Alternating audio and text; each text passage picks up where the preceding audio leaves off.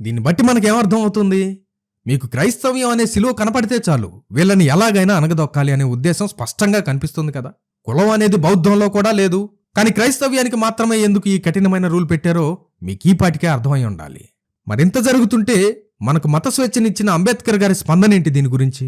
అంబేద్కర్ గారు ఈ ఆర్డర్ను తీవ్రంగా వ్యతిరేకించారు. దీనిని ఆయన రాజ్యాంగ విరుద్ధం అని భావించారు. ఇదే ఆయన రాజీనామా వరకు తీసుకువెళ్ళింది.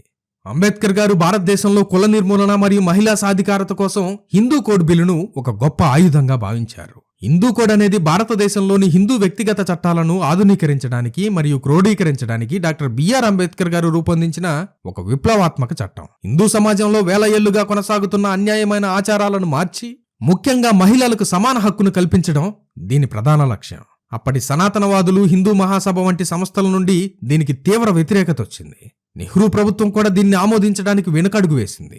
అంబేద్కర్ గారు రాజీనామా చేసిన తర్వాత కొంతకాలానికి 1952లో నెహ్రూ గారి ప్రభుత్వం ఎన్నికల్లో గెలిచాక ఇదే బిల్లును 4 వేర్వేరు చట్టాలుగా విభజించి ఆమోదించింది.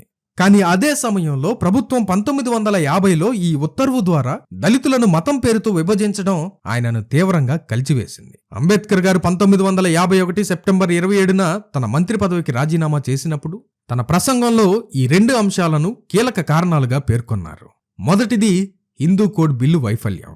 నెహ్రూ గారి ప్రభుత్వం ఈ బిల్లును ఆమోదించడంలో విఫలమైందని, దీనిని చంపేశారని ఆయన ఆవేదన వ్యక్తం చేశారు. రెండవదిగా దళితుల పట్ల వివక్ష.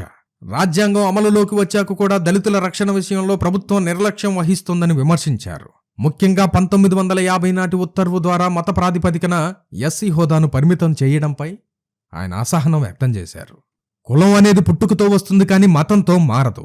ఒక దళితుడు మతం మారినంత మాత్రాన సమాజం అతనిపై చూపే వివక్ష, అంటరానితనం పోదని ఆయన బలంగా నమ్మారు. అందుకే మతంతో సంబంధం లేకుండా దళితులందరికీ రిజర్వేషన్లు ఉండాలని కోరుకున్నారు అంబేద్కర్ గారు. ఆ దళితులు క్రీస్తు వైపు వెళ్లకుండా ఆపడానికి వాళ్ళు వేసిన ఒక ఆర్థిక మరియు సామాజిక కుట్ర ఈ 1950 ఆర్డర్. నువ్వు క్రీస్తుని నమ్ముకుంటున్నావా? నమ్ముకో, కానీ అలా నమ్ముకుంటే నీకు ప్రభుత్వ ఉద్యోగం రాదు, నీ పిల్లలకు స్కాలర్షిప్ రాదు, వాళ్ళు చదువుకోలేరు, మీ కుటుంబంలో ఎడ్యుకేషన్ ఉండదు, ఎంసెట్లో ఫీజు రియంబర్స్మెంట్ రాదు, ఎలక్షన్లో పోటీ చేయడానికి ఎస్సీ సీటు రాదు అని వాళ్ళ కడుపు కొట్టడం మొదలుపెట్టారు.